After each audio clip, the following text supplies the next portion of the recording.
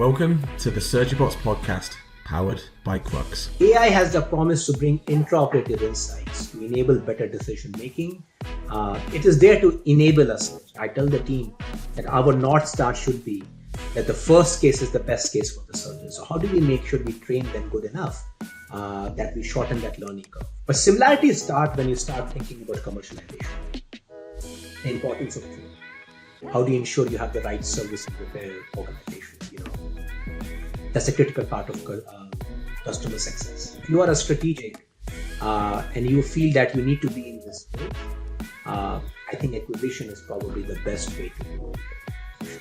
If you don't already have access to it, some of them already do. Right? I want companies competing for the business. That drives better innovation, that drives better value for the customers. Right? So more competition is a good thing. It's a good thing for our industry. It's a good thing for the patients, which is the most important. Before we deep dive into this episode, I wanted to take 30 seconds to introduce you to the sponsors of this season of the podcast, TTP. TTP is a technical consultancy that has a 35-year track record helping companies transform innovative ideas into market-ready products. Their 300-strong team of scientists, engineers, and designers all under one roof can take care of your surgical robotics or imaging technology from a napkin sketch all the way through to early-stage commercialization. I was lucky enough to get the invite out to their Cambridge facility. They gave me eyes on a number of the projects they're working on, and not only is the facility state of the art, but the main competitive advantage I see with these guys is their people. A group of incredibly smart, focused and friendly guys who do not shy away from a lofty engineering challenge. If you want to learn more about some of the work they've done or to talk more about a project you have in mind, shoot me a message on LinkedIn or visit their website, ttp.com. to get in touch with one of the team. Hello Rajit, and welcome to the Surgibots Podcast. Thank you so much, Henry. It's a pleasure to be with you here today. Thank you for having me. It's an absolute pleasure to host you. So I've wanted to get someone from Medtronic on for a little while, but before we go into all of that stuff, let's get a walkthrough of your career up until now. So take me back to the beginning of your career in MedTech. Yeah, absolutely. Look, I have been in MedTech close to 20 years now, Henry. I'm an engineer by training. I'm a chemical engineer. Actually, I've worked as a chemical engineer, worked in supply chain operations at the beginning of my career. Went to business school, was always interested in healthcare. I come from a family of physicians. So healthcare has been an area of interest for me. Went to business school, did some strategy consulting, and then joined J&J in 2008 and stayed at J&J for 15 years. All in MedTech, all in orthopedics, and had a great experience there. J&J is a wonderful company, and I was very grateful for all the different experiences I had. I had an opportunity to move between different businesses of orthopedics, different functions, different geographies. I had an opportunity to lead our knee replacement business, to lead the sports medicine, shoulder reconstruction business, was involved in some of the digital strategy work. With the Wellness robot the knee replacement robot that J&J brought to market. The last role with J&J was I was the president of the sports medicine and shoulder reconstruction business. And since 2023, so about a year back, I joined Medtronic to lead their surgical robotics business. The soft tissue robot Hugo is our product. So over, I would say close to 20 years in MedTech, I'm an engineer with a training in business, and I think that combination lends itself very well to a MedTech industry. That's a very quick background on me. Very cool. So we'll go back. So your family were physicians, you said. Tell me more about that. So my mom was a gynecologist. She was a surgeon. My dad was a physician. He was a primary care physician. So my mom used to do surgeries. In fact, I joke that, I grew up in a small town in India. And in those days, in India, the doctors would have what we used to call the nursing home. So my mom had her OR and about, a couple of wards with few beds on the first floor. And we all lived on the second floor. To a point where on her OR days, I could smell those, the distinct smell of OR from my bedroom.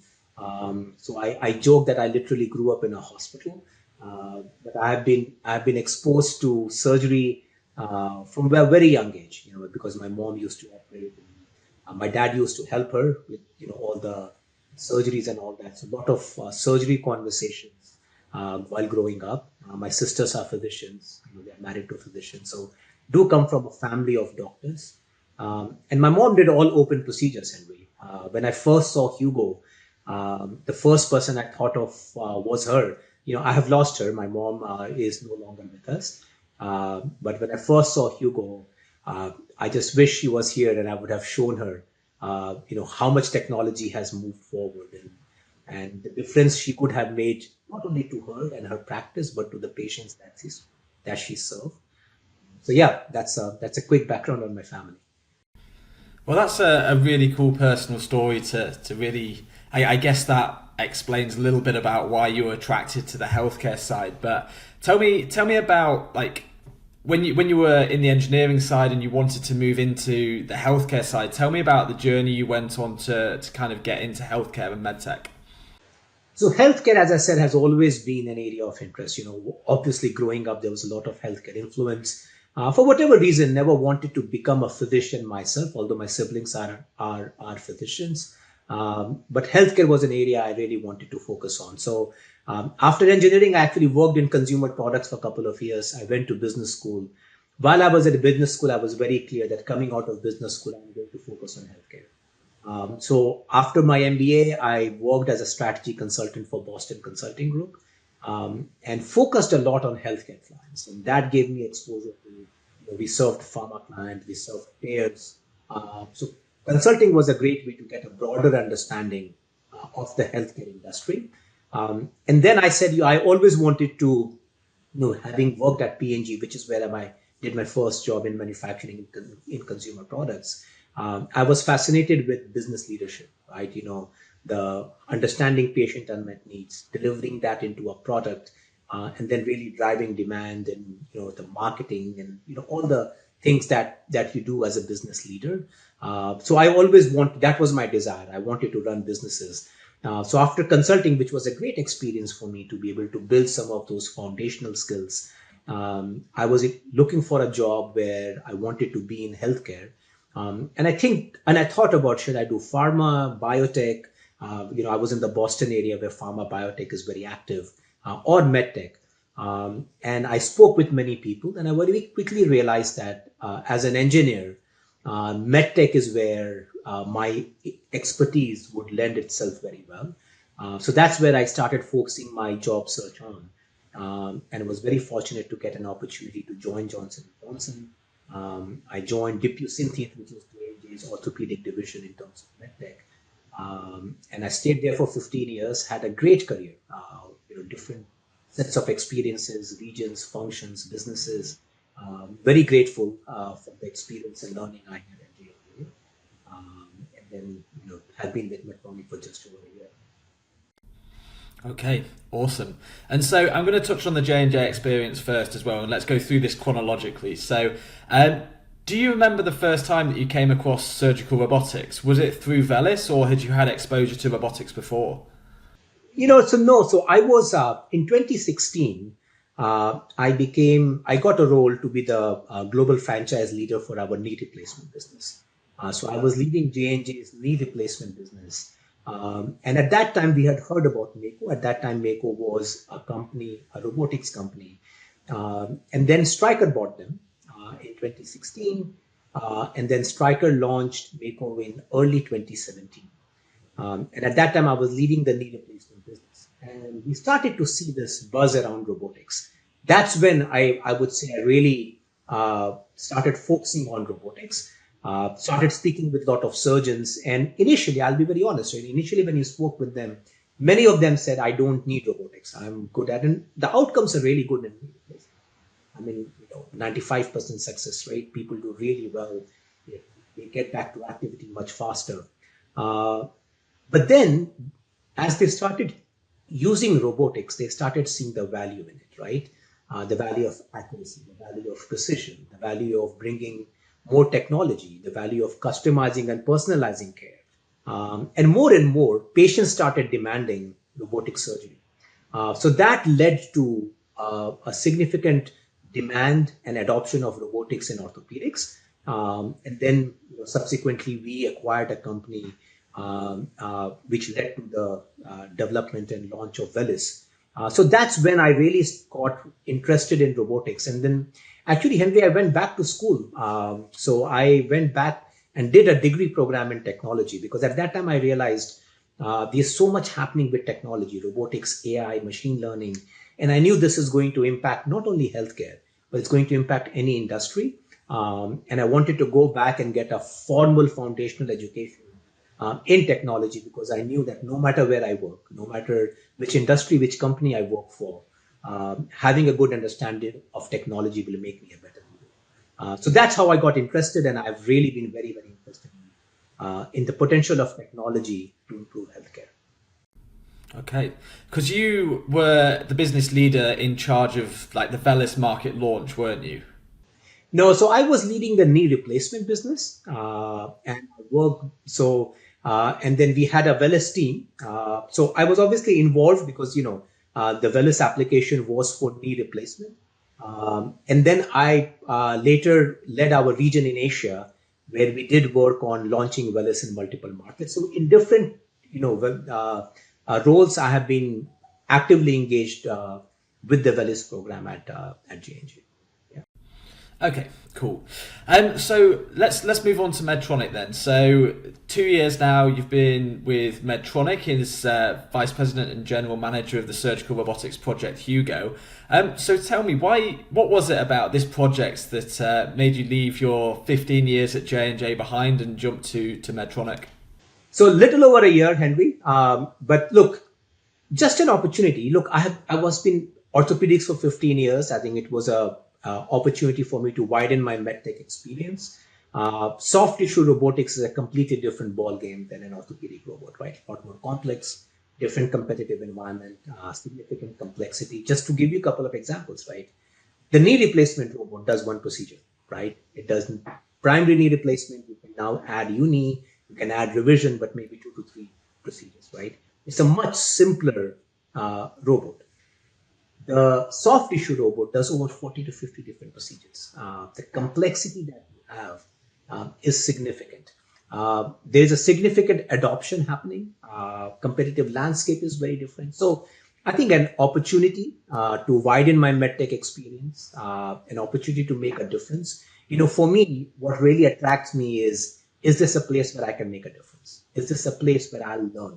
Is this a place that will help me grow as a professional? But more importantly, can I leverage my experience and expertise to make a difference? And it met all those criteria. Medtronic is a great organization. Culturally, I find it very similar to J&J, and that is an important aspect for me. A culture where I feel, I'm welcome, I'm valued, is collaborative, focused on patients, a culture that puts patient first. Medtronic met all that criteria. So it was the opportunity to learn, to make a difference, and to widen my MedTech experience that really attracted me to this opportunity. Okay, so let's talk about the position Medtronic was in when you came into the position and the journey you've been on from there. So day one, you were handed over the reins. Tell me what it was like then, and tell me the journey you've been on for the last year. It's been a fascinating journey. I was blown away by technology. I always tell the R&D team and I tell the engineers they had done a great job in developing the product that we have. This is not an easy product to develop. I'm sure I know you are in this space, Henry, and developing a soft tissue robot is not and the team has done a great job in developing the product. For the past 12 months, we have been focused on driving commercial adoption. As you know, we are available in most markets except the US. And we are working on our US approval. So my focus is how do we commercially scale up the business outside the US, work on getting US indication, US approval, bring our advanced instruments onto Hugo. So our LigaSure device, which all the clinicians, when you speak with them, they want to use LigaSure on Hugo. Working with our digital technology team to bring AI-driven features onto Hugo. Being focused on training, service, all the aspects of scaling up a soft tissue robotics business. So from that perspective, it has been a wonderful experience. It's been intense. It's been long hours, but I've really enjoyed it. We have a great team. We have a passionate team. And so far, it's been a great journey. Touch wood, but it's been very good so far. Sure. So you've been involved with two robotics projects now, so Velis plus now Hugo. So what are some of the main similarities, and where have you been able to draw experience from your previous learnings with launching surgical robots and being part of that team versus the Hugo project, which is much more obviously complex? So tell me the learnings, tell me what the similarities are that you can bring from J&J. Technology is very different. As I said, from a technical technology product standpoint, completely different, right? A lot more complexity here, a lot more, very, very different. But similarities start when you start thinking about commercialization, the importance of training. How do you ensure you have the right service and repair organization? That's a critical part of customer success. Go-to-market models, capital selling, ensuring you're providing support when a customer is adopting, right? So customer selection. So on the commercial side, I think there are a lot of learnings that you can leverage, right? Or it's a lot of similarities between that. The differences start on the customer side, on the product side, and all that.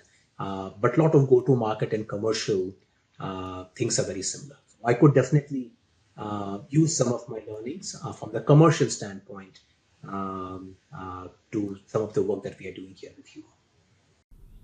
Okay, so would you mind sharing some of those learnings that you learned from previous that you're going to implement into Hugo as you grow and scale? Yeah, look, as I said, having a dedicated, focused capital sales force, ensuring that once we install a robot, we are providing support as people get through the learning curve, focusing on education. I think customer training is absolutely critical, ensuring we have the best customer education. I tell the team that our North Star should be that the first case is the best case for the surgeon. So how do we make sure we train them good enough that we shorten that learning curve, right? Ensuring that they get over the learning curve. So once they start using, they continue using, and we are working with them on that. So those are some of the few things I would say: training, service and support, internal training for our sales consultants, ensuring we have the right service infrastructure, whether it is having your spare parts close by, ensuring you have the right level of expertise for people to be able to troubleshoot. How do you think about level 1, level 2 levels of support? There are many things on the commercial side that can be leveraged, but ensuring a focused sales force, ensuring the right level of support, the training, all these are absolutely critical for a successful commercialization of a soft tissue. Okay, sure. So let's dive into the technology then. So a lot of the people who listen to this podcast will have seen Hugo before, but from a technological perspective, can you give us a bit of a walkthrough of where Hugo is competitive and some of the unique pieces of value that the Hugo system has in comparison to some other platforms? You don't have to talk about the other platforms, just talk about where Hugo sits in that world. Yeah, absolutely. Whenever I talk to surgeons, and I've spoken to many of them around the world, Henry, the first question I get is, why Hugo? Tell me why we should buy Hugo. And I think there are 5 areas, and I will highlight those 5 areas why we think Hugo is the right answer, or Hugo is offers a differentiated value proposition. The first thing I would say is it starts with the form factor of Hugo. We now have over 100 publications. These are independent publications of Hugo. So Medtronic was not involved. These are surgeons who have used our product. Now we are in 25 countries, by the way. So, little over 2 years of commercialization. We are in 25 markets around the world, 5 continents. We are doing thousands of procedures in urology, gynecology, general surgery. And that number adds up every day. As it happens with your, with a robotic that we have. And there are a few things that we hear. So from our form factor, let's start with our modular arm. So as you know, we have a modular arm. And I have heard from surgeons few benefits of it. So one, if you're a laparoscopic surgeon, you find that transition to robotics easier with a modular arm. And if you look at the market, that's where the growth is. People who are not using robot today will start adopting robotics. They find that easier because they don't have to change their surgical technique. You have flexibility of port placement with modular arms, and that makes it easier. I have heard clinical use cases. Surgeons say, one of the hernia surgeons was telling me for ventral hernia, they can put 3 arms on one side, and sometimes it enables them to get a better access to the surgical site. So there are clinical use cases we are hearing where the flexibility, the modularity of the arms enables them to access the surgical site better. As I said, we are in 25 markets around the world, and the OR shapes and sizes are different in different markets. Modularity enables you to get into any OR of any shape and scale. It's quite flexible. It also enables you to dial up and down based on the complexity of the procedure. If you're doing a simple procedure, you can bring 3 arms. If you're doing a more complex procedure, you can bring 4 arms. So those are the benefits we continue to see in terms of modularity. The second thing is the open surgeon concept. I have heard great feedback on that. Again, laparoscopic surgeons tell me they are used to operating, that they can see their OR staff, they can see the patient. And with open surgeon console, that does not change. It leads to better collaboration, better coordination, better communication with the OR team. Training is another one. You can have multiple people observe what you're doing, observe your hand movements and what you're doing with surgery. So open surgeon console and modular arms. So the form factor of Hugo is one thing that differentiates us from some of the systems we have on the market. And the feedback we are getting from our customer validates that. So that's one. The second area of differentiation, Henry, is advanced instruments. We are not there yet, but we will get there soon. Surgeons want to use Ligashow. It's a clinically proven advanced energy device. People trust that device, huge clinical history. And a lot of surgeons say, we want to use that working. We're actively working on it. And I'm hoping to bring that out. There's something. That's number 3. How do we bring our expertise, Medtronic's expertise in instrumentation or Hugo, specifically on the advanced instruments? So I think that's the second area where I think Hugo will differentiate itself. The third thing is digital. We have a very active, and we are actively working on bringing digital systems. We already have our DS1 system, which is the only system on the market where after you finish your procedure, you can access that within seconds on your phone. It automatically segments it. It provides insights. The surgeons can take notes. They can stop. They can illustrate it. We also have now, we just launched live stream, which enables spot question. And we will continue to work on and bring more AI-driven features for people. I think digital is another area where we have the potential and the opportunity and some of the offerings already on the market to be able to differentiate. The fourth area, I would say, is service, support, and education. When somebody buys Hugo, we are entering into a long-term relationship. I always say that this is not transaction. We don't buy anything new there. We want to understand what was your motivation to buy Hugo. What are your objectives? How do we work with you to make that successful? We are working on offering a differentiated training program, a metrics-based, proficiency-based training program to reduce the learning curve of anybody who wants to transition onto robotics. So service, support, education is another area that we will do. And the last thing I would say is any hospital, they do multiple procedures. They will do robotics, they will do laparoscopic, they will do open procedures as well. Medtronic is the only company today that has a portfolio that cuts across all 3. We have a portfolio to enable open, laparoscopic, and robotic procedures. And in fact, if you are a full service hospital, Medtronic is a much broader portfolio. So we can offer and structure a deal or a contract that leverages breadth of our portfolio to make it economically more attractive for the hospital. So, we will work with you to leverage the breadth of our portfolio to create a deal structure that makes sense for our individual hospital. So I think those are the 5 areas I would say, where we think and we are seeing that in the market that we will be able to differentiate. And the last thing I would say is we want to go with evidence, right? We want to look at publications. We are grateful Like 2 years we have been on the market, we have over 100 publications on Hugo. And all of these say, in terms of procedure time, in terms of patient outcomes, very similar and comparable to different robotic systems we have on the market. But it has starts to differentiate in terms of our modular arms, the insert console, the DS1, the services support that we provide. So things that I highlighted are resonating. I'm interrupting today's episode to bring you a word about one of our sponsors, Fundamental VR. If you go back to season 1, you'll find a great episode with Richard Vincent, the CEO of Fundamental, on all the reasons why training in the virtual world can shorten the learning curve and reduce training burden and costs. Improve competency at scale with interactive digital twins of your surgical robot or medical device in a high-fidelity virtual environment. Drive commercial success with Fundamental VR's virtual reality solutions.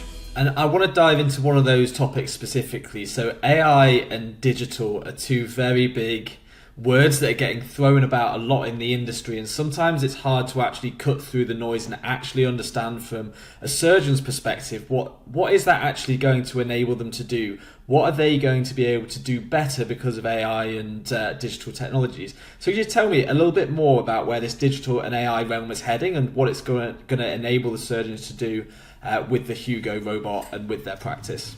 Yeah, look, AI has the promise to bring intraoperative insights to enable better decision making.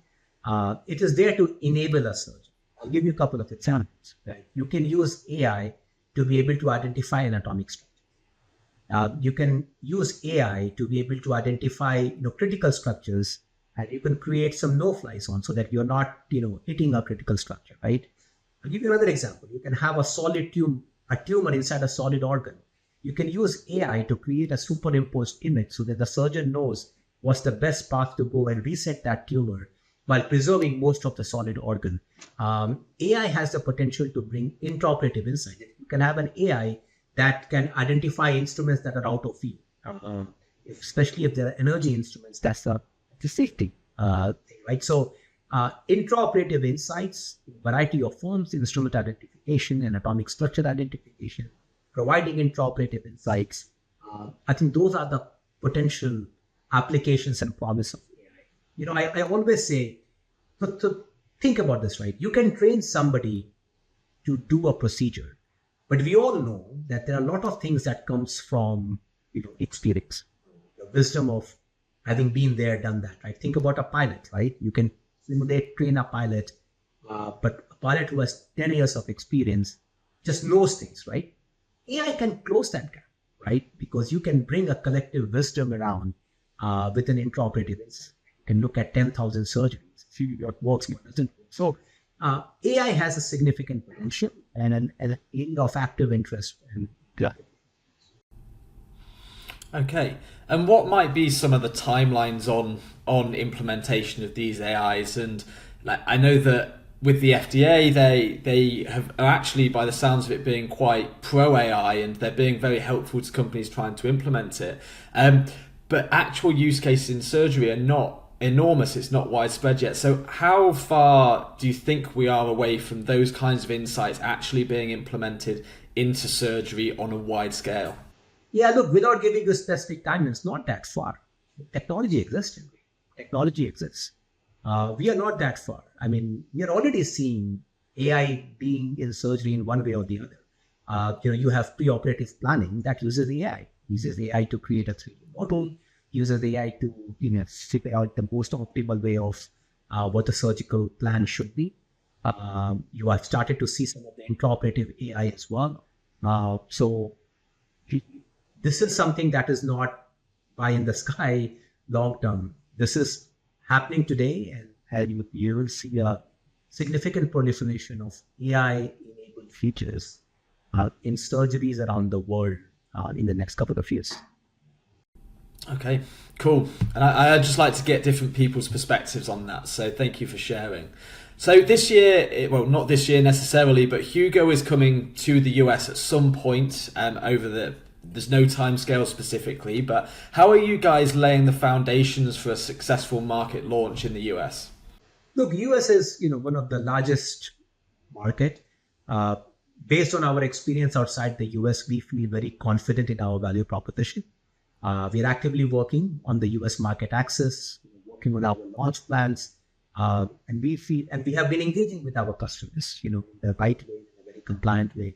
And as I said, the feedback we have from our markets outside the US gives us a lot of confidence in our value proposition, in our positioning, and our ability to get adoption, get traction in the US market when we bring Shooter to the US surgeons. And as I said, different shapes of forms, we have been engaging with the surgeons, engaging with the hospitals, doing that in the right way, in a very compliant way.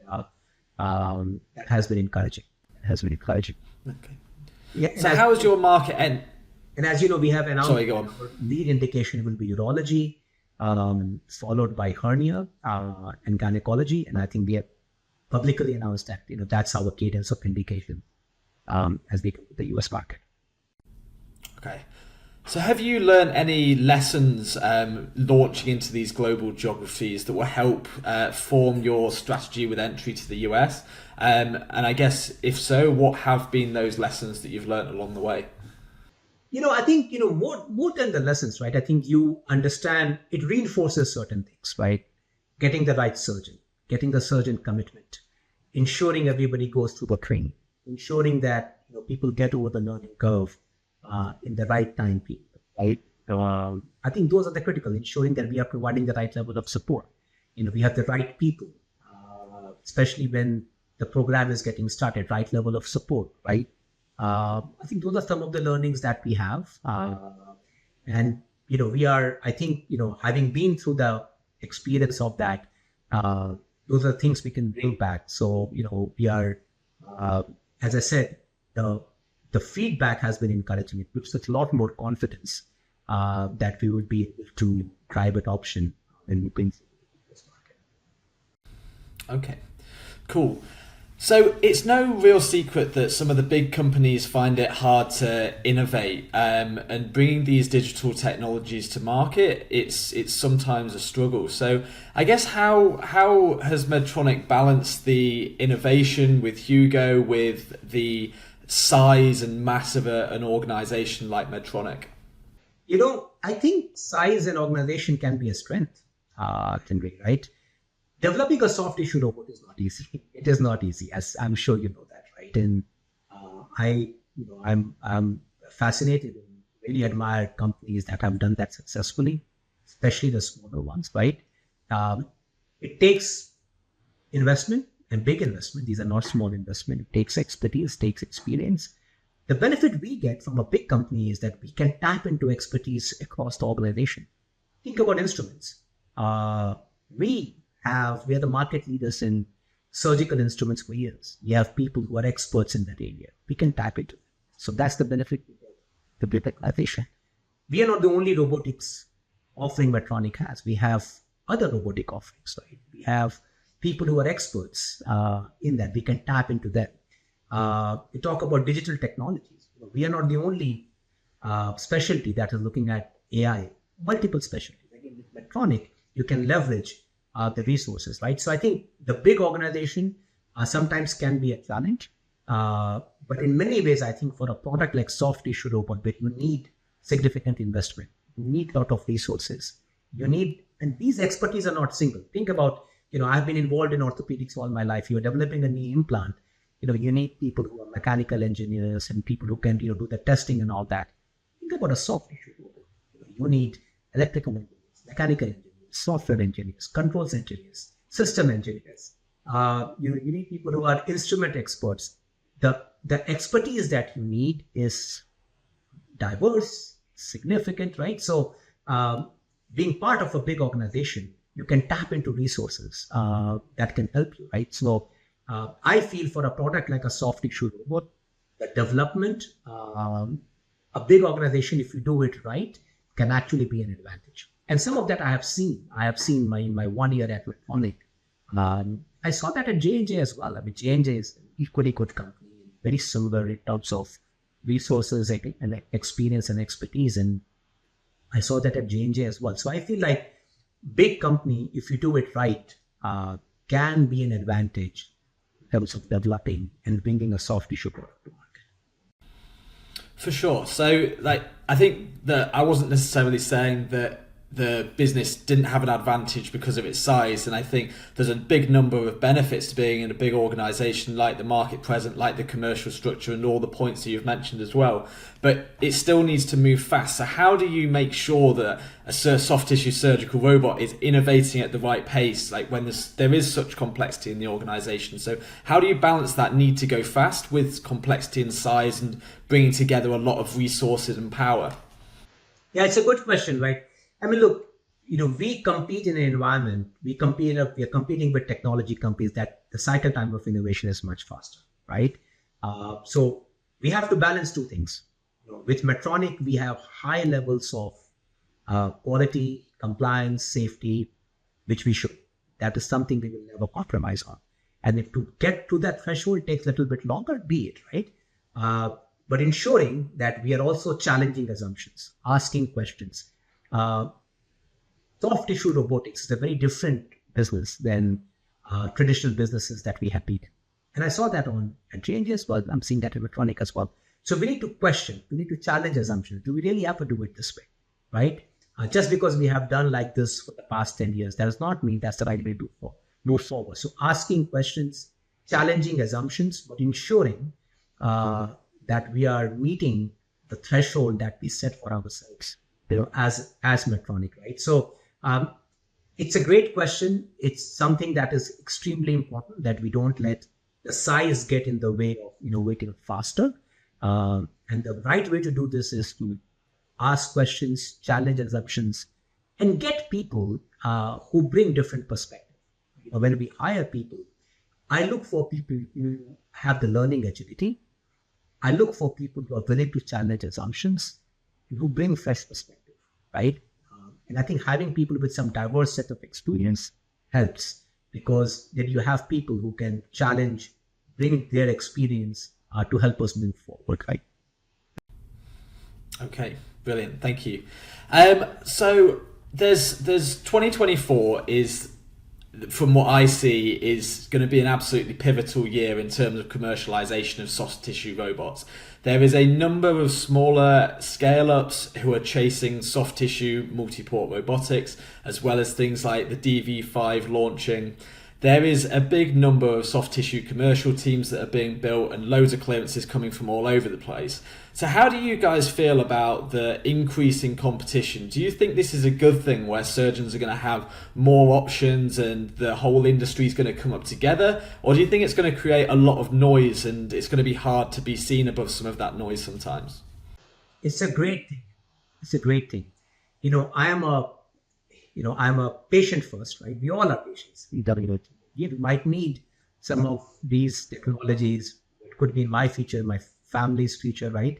I come from a family of physicians, and having choice is the right thing for the customer. If I'm a customer, I want businesses competing for my business, right? I want companies competing for my business. That drives better innovation, that drives better value for the customers, right? So more competition is a good thing for our industry. It's a good thing for the patients, which is being most important thing. And it's a good thing for the service, right? So competition is great. That also forces us to step back and say, how do we differentiate?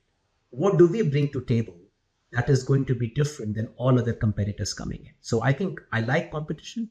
I think it's the right thing for the surgeons. It's the right thing for the patients. It also enables us to step back and say, what are the few areas we focus on that will help us differentiate? As I said, we welcome competition. We obviously monitor the space quite well.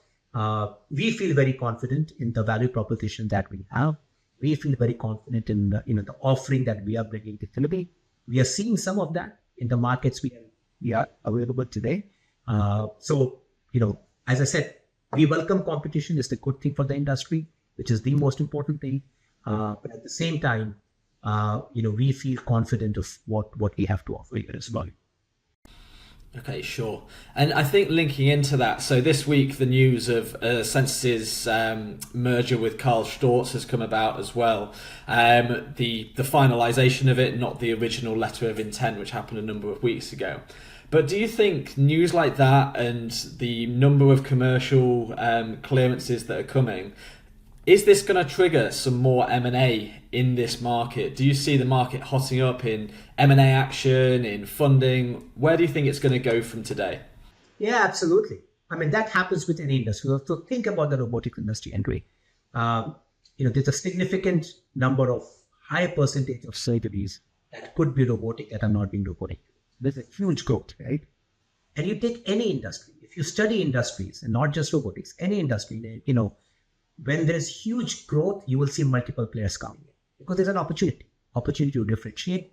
And what you will also see is this landscape evolving. 10 years back, there was one surgical robot, multiple, right?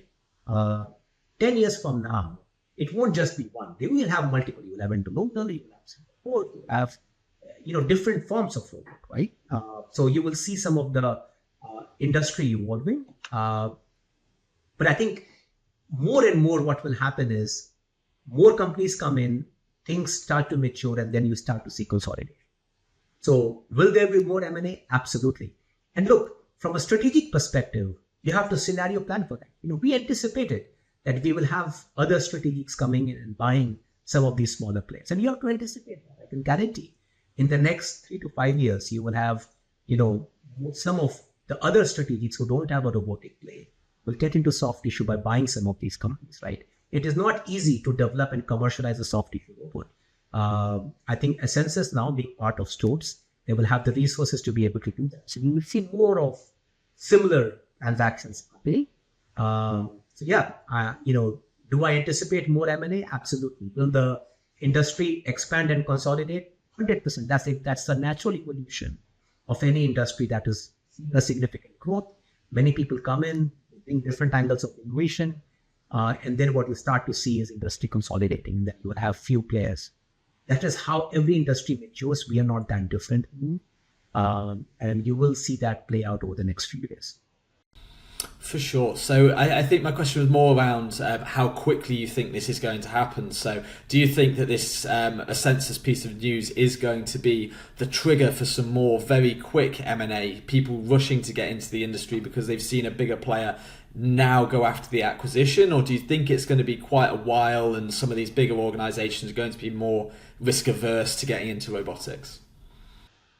I mean, look, it potentially would trigger because there are fewer, like one potential option is gone, right? So you look at what are the potential acquisition targets, there are fewer now, right? So if there's a strategic that is interested in getting into the space, I think that might give them more sense of urgency to go and find a solution, right? But look, market opportunity is clear. So nobody needs to validate that. Is there a market opportunity or not, right? The question you have to ask is, if you are a strategic, is this a space you have to be in to be successful in the future? If the answer is yes, I do think it's time to start looking at what are the potential options.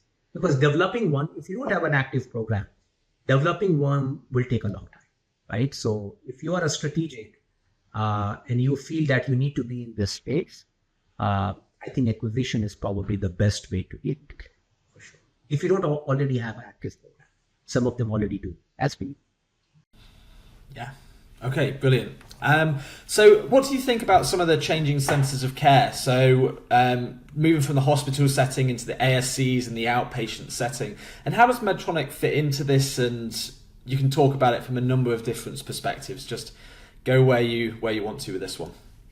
Look, first of all, I mean, that shift is good for the patients because, so I spent my career in orthopedics, and orthopedics saw that shift sooner than other specialties have, right?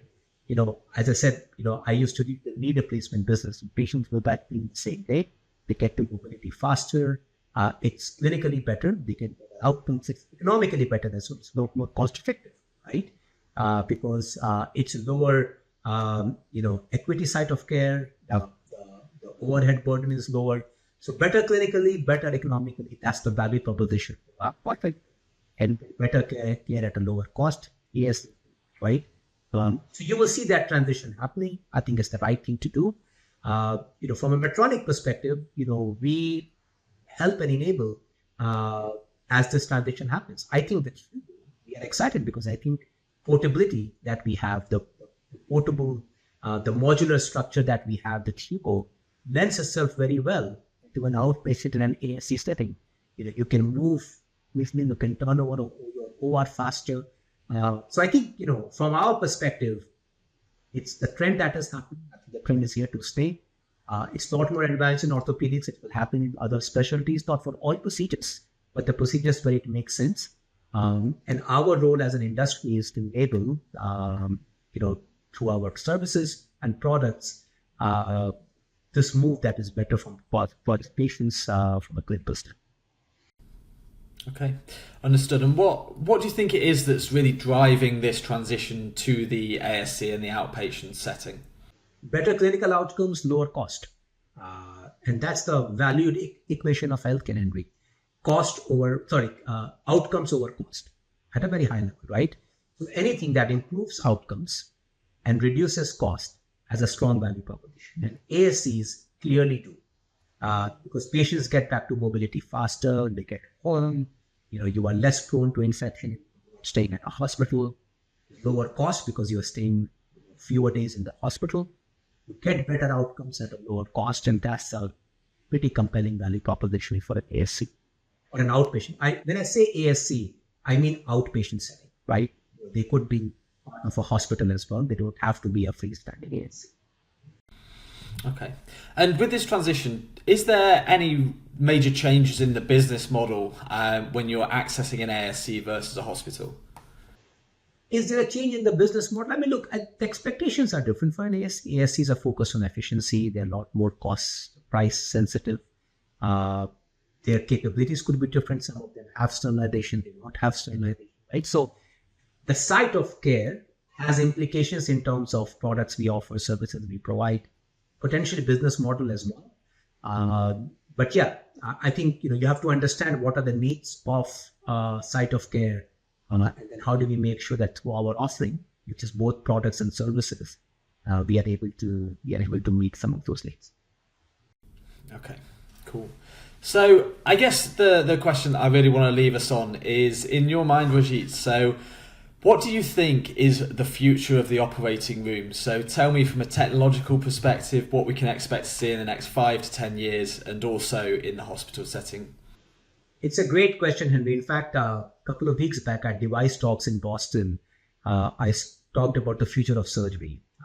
And look, one thing I would say is technology grows exponentially, right? So for us to be able to sit back and say what technology will be in the next 10 years, we usually underestimate. We overestimate what technology does in the short term.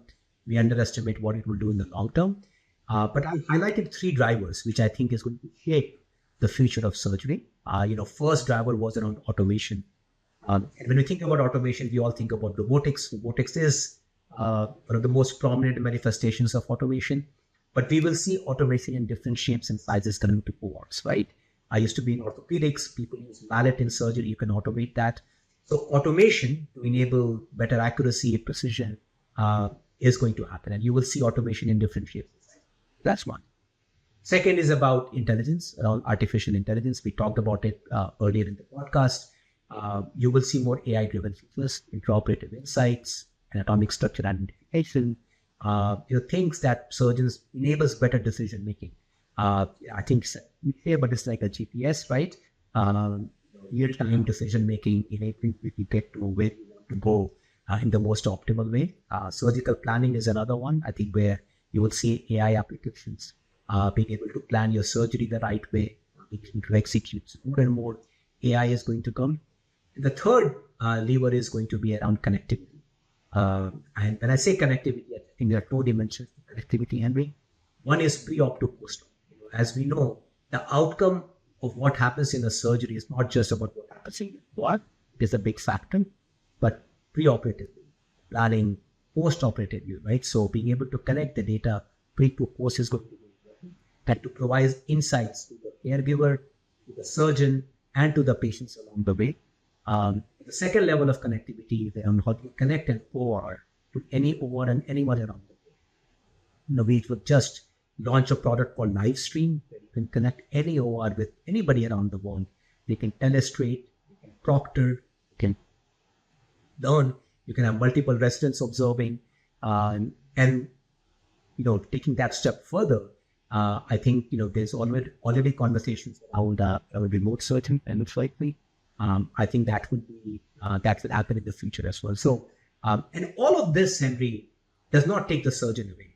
I still see a future where what will happen is the surgeons will still be the most important person in the room. Or the most important person is the patient, but second most important person is the patient. But what they will do will be different.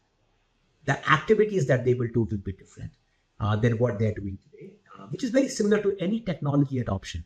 Think about, I have been around for over 20 years in professional. The way I used to work is different than what I do today because I'm leveraging the technology, right? And I see a similar evolution. They will do things differently, but still be an important part of the caregiving team.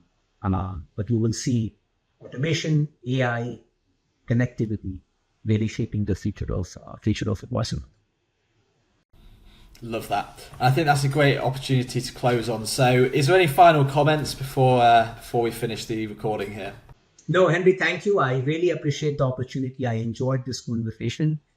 And as I said, we are really excited. I think we are encouraged by what we have seen with Hugo around the world. Our value proposition is resonating. We are getting good evidence in over 100 publications.